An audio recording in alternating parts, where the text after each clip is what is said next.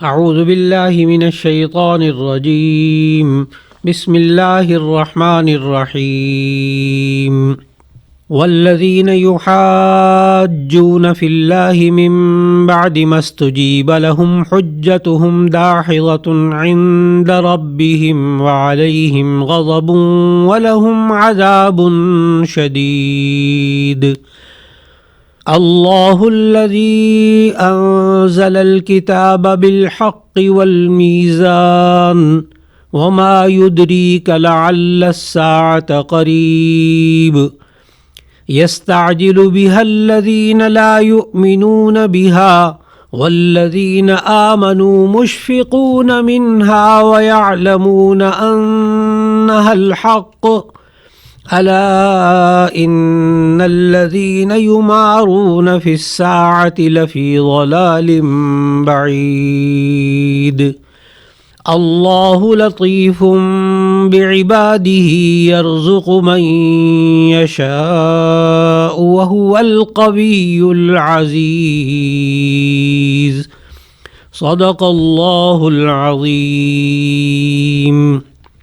ان آیات کا ترجمہ یہ ہے، اور جو لوگ اللہ تعالیٰ کے بارے میں بعد اس کے کہ اسے مومنوں نے مان لیا ہو جھگڑتے ہیں، ان کے پروردگار کے نزدیک ان کا جھگڑا لغو اور بیکار ہے، اور ان پر اللہ تعالیٰ کا غضب اور ان کے لیے سخت عذاب ہے۔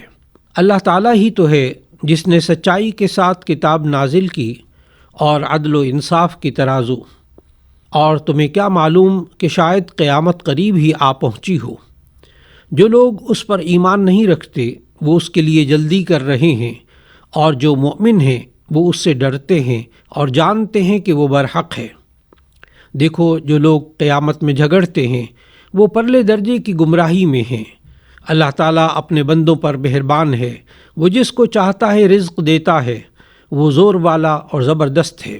گزشتہ آیات میں اللہ تعالیٰ نے اس دین کی طرف دعوت دی تھی جس پر تمام آسمانی کتابیں اور انبیاء علیہم السلام متفق ہیں، اور پھر اس کے بعد اس پر قائم رہنے والے اور استقامت اختیار کرنے کی ان کو تلقین کی گئی تھی۔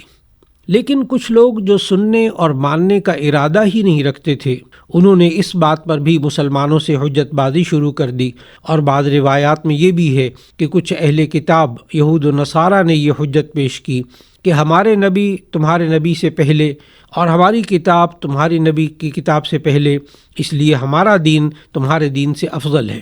اور بعض روایات میں یہی مضمون کفار قریش کی طرف سے ذکر کیا گیا، کیونکہ وہ اپنے آپ کو دین ابراہیمی کی اتباع کرنے والا کہتے تھے۔ لہٰذا آج کی تلاوت کردہ آیات میں سے آیت نمبر 16 میں ان لوگوں کو متنبہ کر دیا گیا کہ دین اسلام اور قرآن حکیم کی حجت سب لوگوں پر تمام ہو چکی، اور خود تمام سمجھدار اور انصاف پسند لوگ تسلیم کر کے مسلمان ہو چکے ہیں۔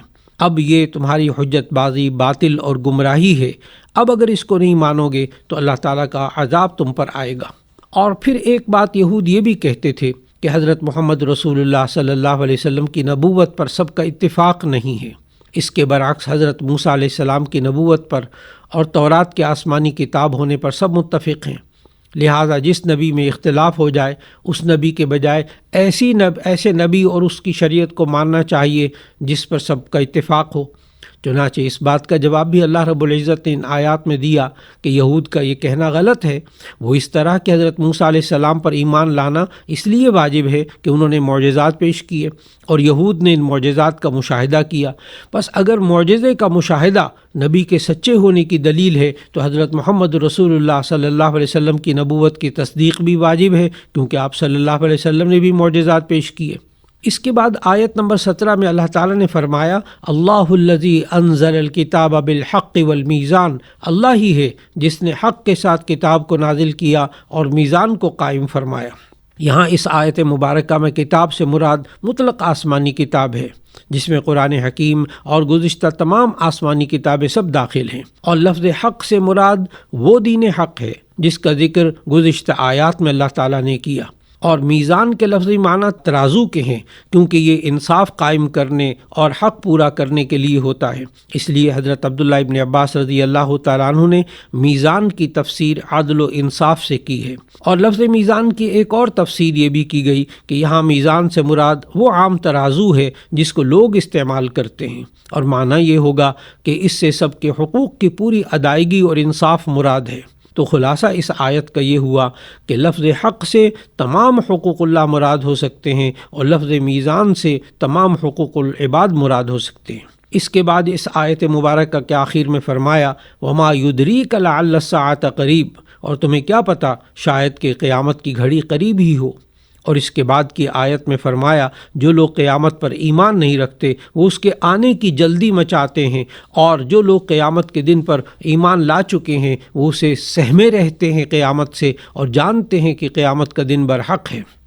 رسول اللہ صلی اللہ علیہ وسلم نے ایک مرتبہ قیامت کا تذکرہ فرمایا تو اس وقت آپ کے پاس مشرک بیٹھے ہوئے تھے۔ انہوں نے بطور تکذیب کے جھٹلانے کے لیے کہا کہ بتائیے قیامت کب آئے گی؟ تو اس پر اللہ رب العزت نے فرمایا کہ قیامت کی گھڑی قریب ہے اور وہ موت ہی ہے۔ اس کے بعد آج کی تلاوت کردہ آخری آیت میں فرمایا کہ اللہ اپنے بندوں پر بہت مہربان ہے، اور جس کو چاہتا ہے رزق دیتا ہے، اور وہی ہے جو قوت کا بھی مالک ہے اور اقتدار کا بھی مالک ہے۔ اس میں ایک لفظ آیا اللہ لطیف بعبادہ، اللہ اپنے بندوں پر لطیف ہے۔ لطیف کا لغوی معنی ہوتا ہے باریک بین، اور کسی کام میں نرمی کرنے کو لطیف عمل کہتے ہیں۔ اور اللہ تعالیٰ کے لطیف ہونے کا معنی یہ ہے کہ وہ نیکی کی توفیق دینے والا ہے اور گناہوں سے بچانے والا ہے۔ حضرت عبداللہ ابن عباس رضی اللہ تعالیٰ عنہ فرماتے ہیں کہ اس آیت مبارکہ کا معنی یہ ہے کہ اللہ تعالیٰ اپنے بندوں پر شفیق اور مہربان ہے۔ بعض مفسرین نے یہ معنی بھی بیان کیے کہ اللہ تعالیٰ نیک اور بد دونوں کے ساتھ لطیف ہے، کیونکہ وہ بدکاروں کے گناہوں کی وجہ سے ان کو بھوکا نہیں مارتا، ان کو بھی غذا دیتا ہے، رزق دیتا ہے۔ وہ اس لیے کہ یرزق من یشاء، جس کو چاہتا ہے رزق عطا فرماتا ہے، یعنی وہ مومن اور کافروں میں سے جس کو چاہتا ہے رزق عطا فرماتا ہے۔ اور لفظ لطیف کا ایک معنی یہ بھی ہے کہ لطیف وہ ہے جو اشیاء کی باریک ترین مصلحتوں کو جاننے والا ہے، اور ہر مصلحت کو اس کے مستحق تک نرمی اور آسانی سے پہنچانے والا ہے۔ اور اللہ رب العزت کے لطف کے آثار میں سے یہ ہے کہ اس نے بچے کو ماں کے پیٹ میں 3 تاریک پردوں میں پیدا کیا، اور پھر اس کی حفاظت فرماتا ہے۔ اس بچے کو وہیں غذا پہنچاتا رہتا ہے یہاں تک کہ اس بچے کی پیدائش ہوتی ہے، اور اپنے منہ کے ذریعے غذا کو کھانے پر قادر ہو جاتا ہے۔ پھر اللہ تعالیٰ نے اس بچے کو سکھایا کہ اس کی غذا اس کی ماں کا دودھ ہے، خواہ دن ہو یا رات ہو اپنی غذا حاصل کرتا رہتا ہے۔ عام طور پر یہ کہا جاتا ہے کہ فطرت ہر جاندار کو جینے کے طور طریقے سکھاتی ہے، لیکن سوال یہ ہے کہ اس فطرت کا خالق کون ہے؟ اور صرف اللہ کی ذات ہی ایسی ہو سکتی ہے جو انسان کو یہ فطرت عطا کرتی ہے۔ اللہ تعالیٰ کا رزق ساری مخلوقات کے لیے عام ہے اور شامل ہے۔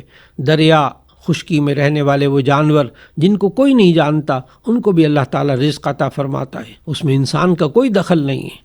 اور اس آیت میں یہ فرمایا یرزق من یشاء، تو اس کا خلاصہ یہ ہوا اللہ تعالیٰ کے رزق کی بے شمار قسمیں ہیں بقدر ضرورت۔ رزق تو سب کے لیے عام ہے، پھر خاص اقسام کے رزق کی تقسیم اللہ نے اپنی بڑی حکمت کے ساتھ مختلف درجات اور اس کے پیمانے رکھے ہیں۔